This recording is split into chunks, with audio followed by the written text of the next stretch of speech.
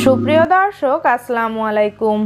আজ আমি শেয়ার করছি শীতকালীন ভীষণ মজাদার দুধ পুলি পিঠার রেসিপি। আর আজকের রেসিপিতে আমি এমন কিছু টিপস শেয়ার করেছি যেগুলো ফলো করে আপনি যদি পিঠাটা তৈরি করেন তাহলে আপনার পিঠাটাও খুবই বেশি সফট হবে।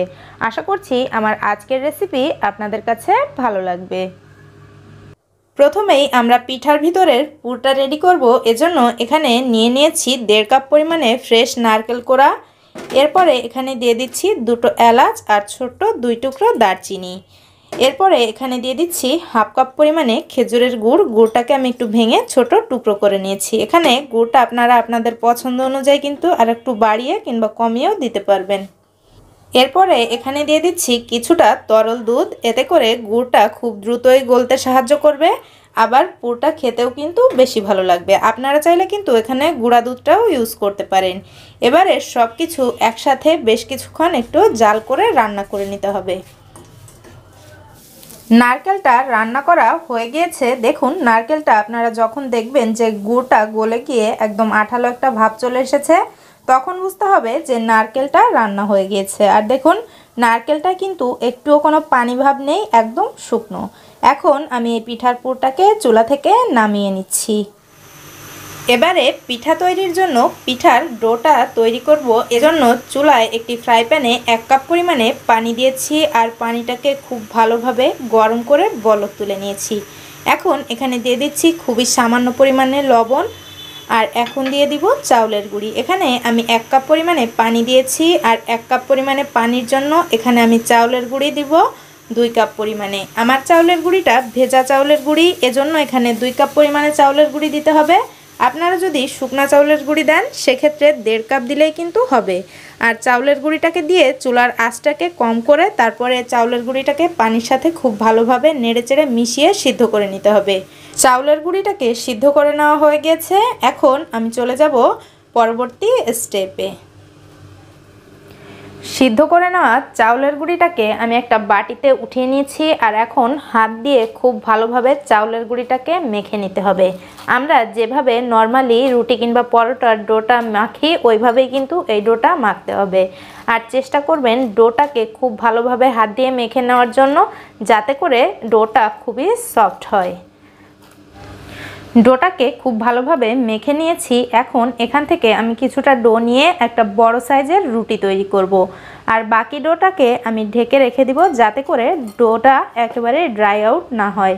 আর রুটিটা একটু বড় করে বেললে কিন্তু একসাথে 2-3টা পিঠাই কাটা যায়, এজন্য একটু বড় করে একটা রুটি তৈরি করতে চেষ্টা করবেন। এবারে কিছুটা চাউলের গুঁড়ি দিয়ে এবারে আমি রুটিটাকে বেলে নিচ্ছি। রুটিটা বেলে নেওয়া হয়ে গেছে। আর দেখুন যে রুটির পুরুত্বটা এরকম হবে। নর্মালি আমরা যেরকম রুটি তৈরি করি তার থেকে একটু মোটা।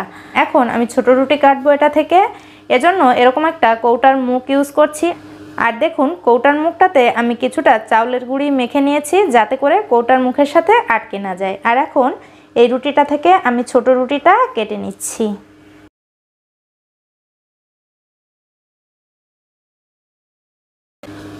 এখান থেকে আমি 2টো ছোট রুটি কেটে নিয়েছি আর বাড়তি অংশটুকু আমি সরিয়ে রেখে দিচ্ছি। আর এখন আমি এই ছোট রুটি 2টো দিয়ে পিঠা তৈরি করব। এবারে পিঠাটা তৈরি করব, এজন্য এখানে আমি ছোট একটা রুটি নিয়েছি আর এখন কিছুটা পুর দিয়ে দিচ্ছি। পুরটা একটু বেশি করে দিলে পিঠার পেটটা একটু ফুলে থাকে, এজন্য চেষ্টা করবেন ভিতরে পুরটা একটু বেশি দেওয়ার জন্য। এবারে পিঠাটাকে দেখুন এভাবে ভাঁজ দিয়ে দিতে হবে। এভাবে 2টা মুখ এভাবে একটু হাত দিয়ে এভাবে সিল করে নিতে হবে। দেখুন আমি কিভাবে করছি।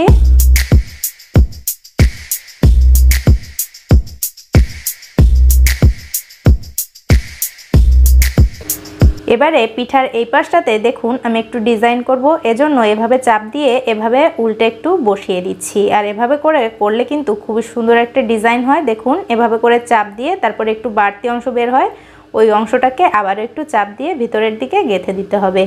আপনারা আপনাদের পছন্দ অনুযায়ী অন্য যে কোনো পিঠা কাটার দিয়েও কাটতে পারেন, কিংবা আপনাদের পছন্দ অনুযায়ী অন্য যে কোনো ডিজাইনও কিন্তু পাশে করতে পারেন। আবার কিন্তু পিঠাটাকে এমনিও রেখে দিতে পারেন, সেটাতেও কিন্তু হবে।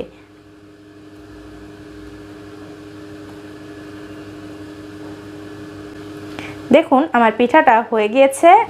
আপনাদের বোঝার সুবিধার্থে আমি আরও একটি পিঠা তৈরি করে দেখাচ্ছি। দেখুন সেম পদ্ধতিতে আমি আরও একটি পিঠা তৈরি করে দেখাচ্ছি।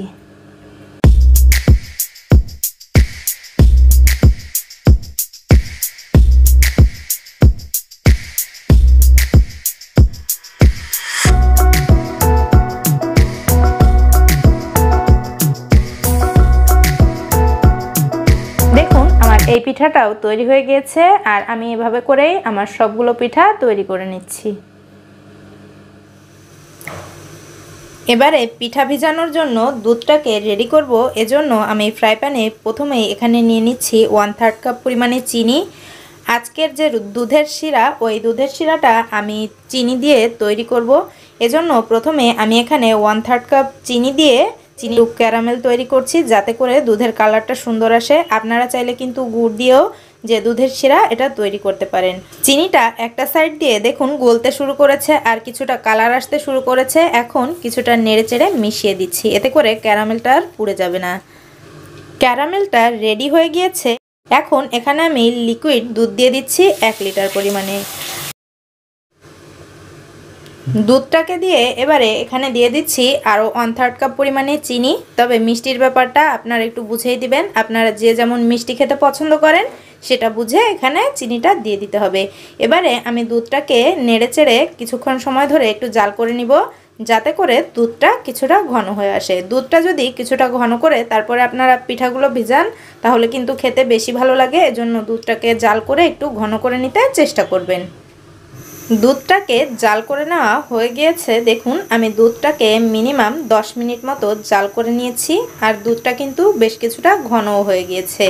এখন আমি এই দুধের শিরাটাকে একটা সাইডে নামিয়ে ঢেকে রাখবো, যাতে করে দুধের শিরাটা কিছুটা গরম থাকে, একেবারে পুরোপুরি ঠান্ডা না হয়ে যায়। চলে আসলাম পিঠাগুলো ভাজার জন্য। আর আমি পিঠা ভাজার জন্য চুলায় পর্যাপ্ত পরিমাণে তেল খুব ভালোভাবে গরম করে নিয়েছি আর এখন একটা একটা করে পিঠা এই গরম তেলে দিয়ে দিচ্ছি। আর আজকের পিঠাগুলো আমি তেলে ভেজে তারপরে দুধের ভিতরে দিব, এতে করে পিঠাগুলো খুবই বেশি সফট হবে। সাধারণত আমরা পিঠাগুলোকে সরাসরি দুধের ভিতরে দিয়ে রান্না করে থাকি, এতে করে কিন্তু পিঠা খুবই বেশি শক্ত হয়ে যায়। আর এভাবে করে যদি ভেজে তারপরে পিঠাগুলো দুধের ভিতরে দেওয়া হয় তাহলে কিন্তু পিঠাগুলো খুবই সফট হবে। এজন্য আমি পিঠাগুলোকে একটু ভেজে নিচ্ছি। আর এ পর্যায়ে চুলার আঁচটা থাকবে মিডিয়ামের থেকে একটু কম। খুব দ্রুত আছে কিন্তু পিঠাগুলোকে ভাজা যাবে না। আর এখন আমি পিঠাগুলোকে হালকা ব্রাউন করে ভেজে নিব। পিঠাগুলো ভাজা হয়ে গিয়েছে। দেখুন এরকম হালকা কালার করে আমি ভেজেছি। আর পিঠাগুলো কিন্তু একটু মচমচে করে ভাজতে হবে, হালকা মচমচে যেন হয় এটা একটু খেয়াল রাখবেন। এখন এই গরম পিঠাগুলোকে আমি আগে থেকে তৈরি করে রাখা সেই দুধের শিরার ভিতরে দিয়ে দিব। দেখুন আমি পিঠাগুলোকে শিরার ভিতরে দিয়ে দিচ্ছি। আর এখন কিন্তু শিরাটা হালকা কুসুম গরম আছে, শিরাটা যাতে একেবারেই ঠান্ডা না হয়ে যায় এদিকটা একটু খেয়াল রাখবেন। আর পিঠাটা কিন্তু একেবারেই গরম আছে, গরম তেলের ভিতর থেকে তুলেই কিন্তু আমি পিঠাটা এই শিরার ভিতরে দিয়ে দিচ্ছি। আর এভাবে করেই আমি আমার প্রতিটি পিঠা ভেজে তারপরে এই শিরার ভিতরে দিয়ে দিব আর আপনাদেরকে তারপরে দেখাবো যে আমার পিঠাটা কেমন হলো। ফিরে আসলাম আধা ঘন্টা পরে। আর দেখুন পিঠাগুলোকে দুধে ভিজিয়ে রেখেছিলাম আর পিঠাগুলো কিন্তু দুধটা অনেকটাই সোপ করে নিয়েছে আর পিঠাগুলো নরম হয়ে গিয়েছে। আশা করছি আপনারা এটা দেখেই বুঝতে পারছেন। আশা করছি আমার আজকের রেসিপি আপনাদের কাছে ভালো লেগেছে। রেসিপি ভালো লাগলে প্লিজ চ্যানেলটিকে সাবস্ক্রাইব করে আমার সাথেই থাকবেন।